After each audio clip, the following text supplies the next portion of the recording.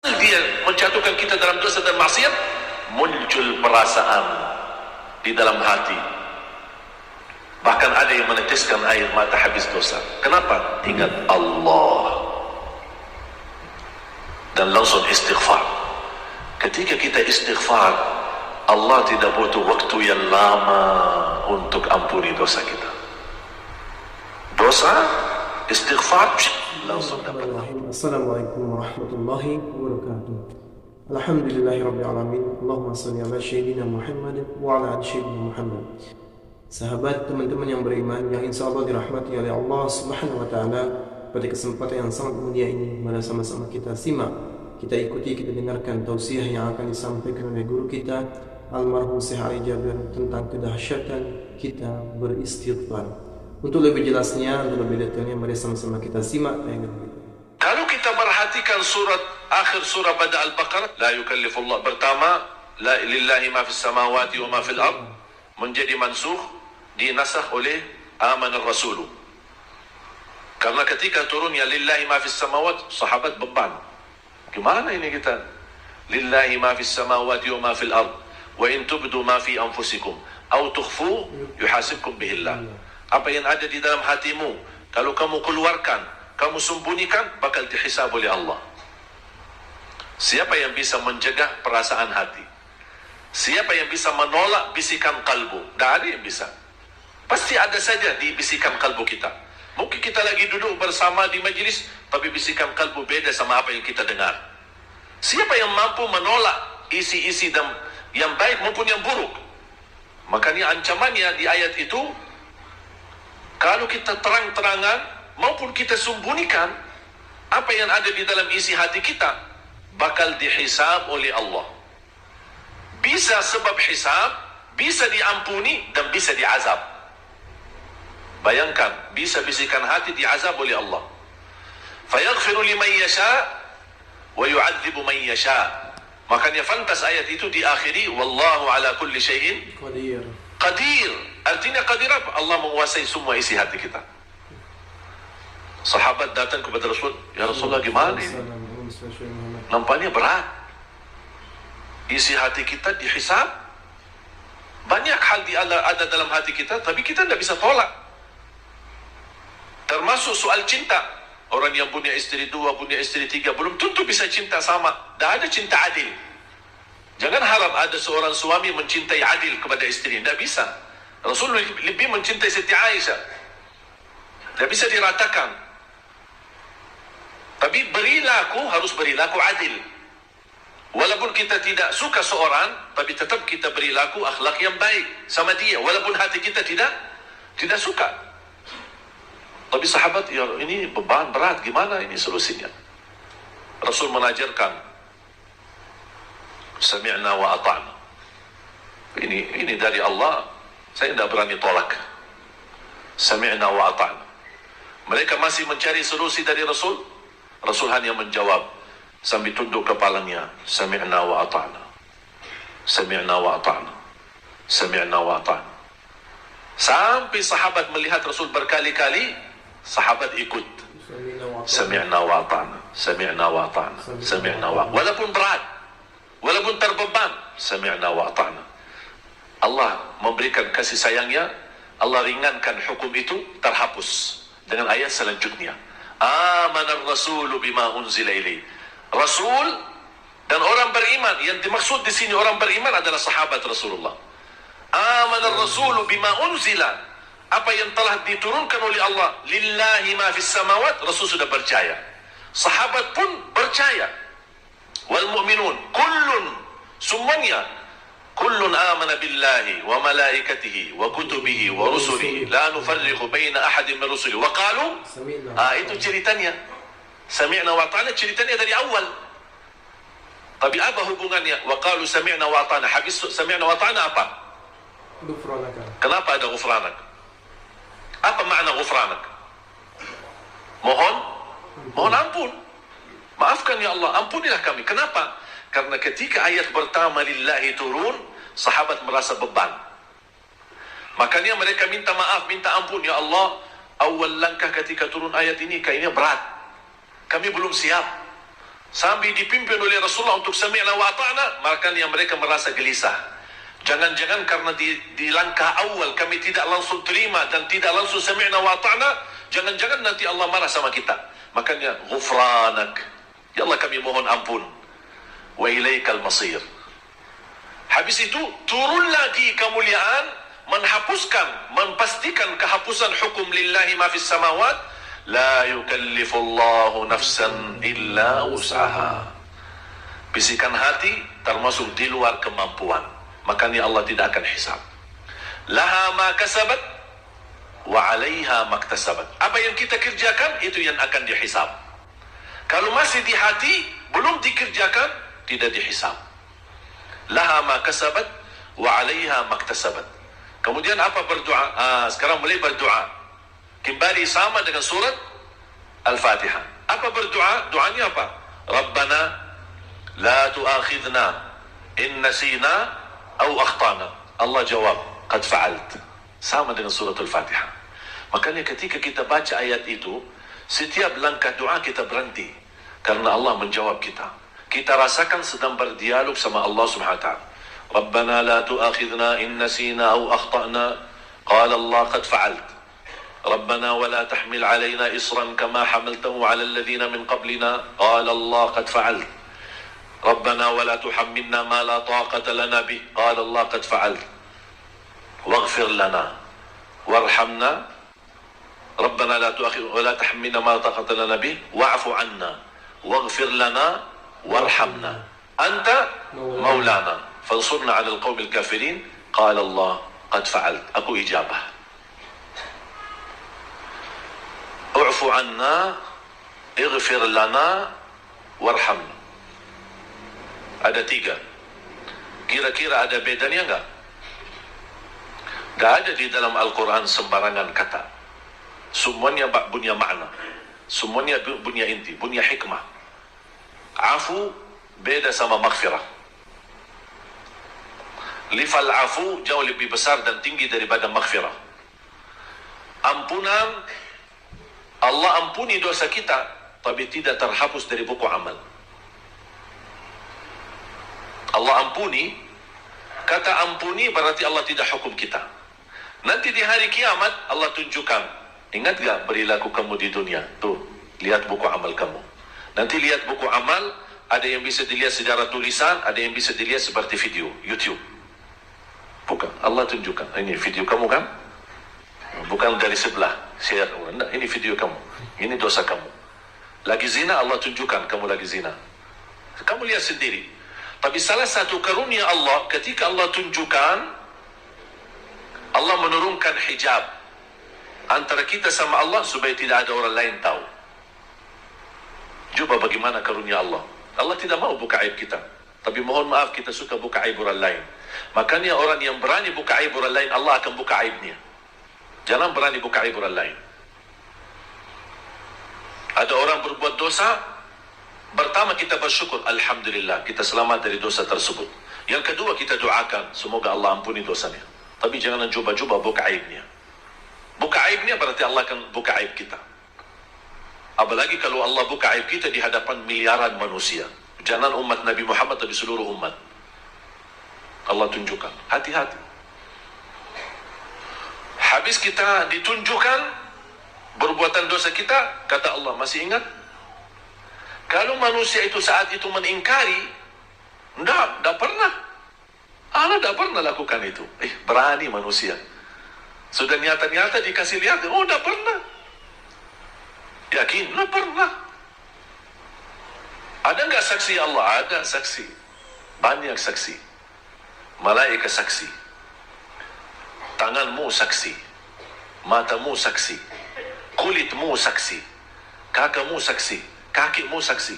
Mau lagi? Mau lagi saksi? Atau cukup ini? Allah tutupkan mulutnya, mulai tangannya berbicara, kakinya berbicara, kulitnya berbicara, sampai dia protes. Hei kulitku, dari tadi aku membela kalian, kok kamu berani serang ngomongin aku, menjelaskan apa yang terjadi? Apa kata kulitnya? Kami diperintahkan oleh Allah untuk membicara kenyataannya. Kami tidak bisa tolak. dan bumi jadi saksi. Posisi tempat maksiat. Yauma idzin tuhadditsu akhbaraha bi anna rabbaka auha laha. Tapi bagi hamba yang iqrar, ketika ditunjukkan dan dia berkata, ya Allah, saya akui. Dan muncul rasa malu. Kata Allah Subhanahu wa taala, di saat kamu melakukan dosa itu, aku tutupi. Tidak ada yang tahu. Salah satu rahmat dari Allah, Allah menutup aib kita. Mohon maaf juga kalau setiap kita berdosa, keluar bau. Dosa lagi, bau lagi. Dosa lagi, tambah bau lagi. Kira-kira berani nggak hadap orang? Pas begitu dilihat, baunya keras ini. Dia orang banyak dosa. Tapi juga subhanallah, Allah masih sayang sama kita. Allah tidak mau buka, karena Allah tahu kita orang lemah, punya kelemahan. Manusia, bukan malaika maksum. Manusia, hari ini dosa, besok taat, dosa lagi, taat, dosa lagi, taat. Allah, itu manusia, wajar. Ketika kita berlaku salah, kita harus ingat Allah dan segera istighfar. Kita terus beristighfar. Kenapa istighfar? Supaya Allah ampuni dosa kita. Makanya kata Allah, ingat tak? Ingat ya Allah. Ana malu ya Allah. Kata Allah, di waktu di dunia kamu lakukan, aku tutupi. Dan saat ini aku ampuni. Masya Allah. Masuk surgalah. Subhanallah. Makanya Allah berfirman di hadis yang qudsi, ya ibna Adam, law balaghat dhunubuka anana as-sama' ثم استغفرتني لغفرت لك على ما كان منك ولا أبالي. Wahai anak Adam, kalau dosamu sampai ke lapisan langit. Langit jauh tidak? Mana ada dosa bisa sampai ke lapisan langit? Tidak ada.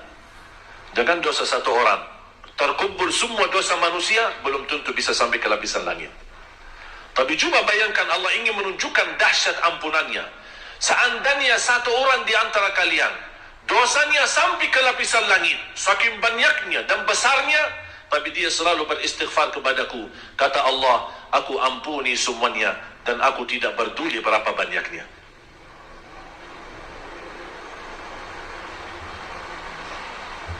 Makanya syaitan membutuhkan waktu yang cukup lama untuk berhasil habis menggoda kita. Setan kan goda kita terus. Goda, menghiasi maksiat, menghiasi dosa, menjadikan dosa itu enak, menjadikan dosa itu kita tertarik, membuat kemungkaran itu supaya kita mau. Dia segala upaya supaya dia menjadikan dosa di depan mata kita, hawa nafsu kita, ya enak ya, sampai kita ikuti. Tapi prosesnya berapa lama? Tidak 1 hari, tidak 2 hari, bisa 1 minggu, bisa 1 bulan. Begitu dia berhasil menggoda kita, dan kita sudah jatuh, habis sekian lama beliau menggoda kita, syaitan menggoda kita, habis lama dia menggoda dan berhasil dia menjatuhkan kita dalam dosa dan maksiat, muncul perasaan di dalam hati. Bahkan ada yang meneteskan air mata habis dosa. Kenapa? Ingat Allah. Dan langsung istighfar. Ketika kita istighfar, Allah tidak butuh waktu yang lama untuk ampuni dosa kita. Dosa, istighfar, langsung dapat ampunan. Kata syaitan, capek deh. Saya kerja keras, capek-capek, goda dia, malah cepat diampuni Allah. Makanya jangan berhenti istighfar. Dan istighfar termasuk salah satu amalan yang menjaminkan rezeki, memberikan kekuatan jasmani, kekuatan rohani, dan memberikan kebahagiaan, kelancaran, bahkan menjaminkan ampunan dan dilindungi oleh Allah dari azab. Buka suratul Anfal ayat 33. وَمَا كَانَ اللَّهُ مُعَذِّبَهُمْ وَأَنْتَ فِيهِمْ وَمَا كَانَ اللَّهُ مُعَذِّبَهُمْ وَهُمْ يَسْتَغْفِرُونَ. Allah menjelaskan, selama Nabi Muhammad masih hidup, tidak akan Allah turunkan azab yang membinasakan umat Nabi Muhammad. Ketika Nabi Muhammad SAW meninggal dunia, masih ayat ini berlaku selama mereka beristighfar, akan dilindungi oleh Allah dari azab yang membinasakan umat. Walaupun berlaku umat zaman sekarang dosa maksiat, kemungkaran, yang ma'ruf jadi mungkar, yang mungkar jadi ma'ruf, yang hak jadi batil, yang batil jadi hak, yang iman, yang amanah dikhianati atau berkhianat justru dipercaya diberikan amanah. Zaman kebalik. Sudah layak dan fantas turun azab Allah. Tapi kenapa tidak turun azab Allah? Karena masih ada banyak hamba yang salih yang masih beristighfar. Allah melindungi umat Nabi Muhammad dengan berkatnya Nabi Muhammad dan berkatnya istighfar. Makanya jangan berhenti istighfar. Setiap waktu, setiap saat. Nabi Muhammad saja sallallahu alaihi wasallam setiap hari 100 kali istighfar. Nabi Muhammad dah punya dosa. Gimana kira-kira kita? Jangankan habis dosa maksiat istighfar, habis ibadah pun kita istighfar. Habis salat astaghfirullah, habis ibadah astaghfirullah. Kita selalu istighfar. Habis majlis ilmu ada doa istighfar. Subhanakallahumma wa bihamdika asyhadu an la ilaha illa anta astaghfiruka wa atubu ilaik. Kenapa ada doa istighfar? Namanya kafaratul majlis. Ada kesalahan, ada keliruan dalam majlis kita, ada yang salah menyampaikannya atau ada yang salah niat, salah tujuan, dia hadir ada niat maksud lain. Ini semua termasuk dosa dan maksiat atau sebuah kesalahan. Doa dengan penutup majlis itu, Allah ampuni semua dosa yang selama kita ada di majlis tersebut. Sudah faham kaitan antara Al-Fatihah sama ayat terakhir? Jadi saya harap mulai hari ini dalam salat maupun di luar salat, kalau anda lagi baca Al-Fatihah, tolong rasakan anda lagi berdialog sama Allah. Sama ayat terakhir surah Al-Baqarah. Setiap anda baca, Allah mendengar dan Allah ijabah. Maghfirah, diampuni dosa, tapi belum tentu terhapus dari hukum. Allah tunjukkan di hari kiamat. Beda sama afu. Afu akan Allah ampuni dosa dan Allah hapuskan dari buku amal, tidak dibekas, tidak ada bekasnya. Kita buka buku amal, kok mana dosa saya yang selama ini saya lakukan? Allah sudah afu, hapus total. Makanya salah satu afu yang mulia, kita mampu membalas kezaliman seorang, wal afu indal maqdirah. Kita mampu memaafkan, kita mampu membalas dendam, kita mampu membalas kezaliman, tapi kita maafkan. Tapi pemaafan yang sempurna, yang tidak boleh dinyakiti hatinya. Itu namanya afu, bukan maghfirah. Kalau anda ampuni orang, maafkan orang, tapi masih selalu ingatkan, setiap ketemu, ya anda kan dulu sudah maafkan, jangan lupa ya. Itu namanya menyakiti hati. Berarti ini belum masuk afu, kita belum afu. Kalau afu, memaafkan seorang harus terlupa, tidak boleh ada bekas di hatinya. Sudah lupa, ikhlas betul. Afun bila ada wala tasyakki. Tidak boleh dinyakiti dan tidak boleh diadu ke orang lain. Ini dulu suka begini sama saya, tapi anak sudah maafkan. Cerita sana sini, ini kan dulu suka nyakiti, tapi anak maafkan. Ini anak maafkan. Ini berarti dia belum lupa. Dia belum lupa. Dan ini membutuhkan tekad yang tinggi. Afu itu bukan mudah. Makanya Allah puji sifat muttaqin yang masuk surga, wal afina anin nas, yang suka memaafkan orang lain. Alhamdulillahirrabbilalamin. Sahabat yang beriman, itulah tadi ilmu yang disampaikan oleh guru kita. Mudah-mudahan bermanfaat. Mudah-mudahan kita dapat istiqomah untuk beristighfar setiap waktunya, agar supaya semua dosa-dosa kita, baik yang kecil maupun yang besar, diampuni oleh Allah Subhanahu wa taala. Amin amin ya rabbal alamin. Mungkin itu saja yang bisa dapat saya sampaikan. Lebih kurang saya mohon maaf. Saya akhiri. Wassalamualaikum warahmatullahi wabarakatuh.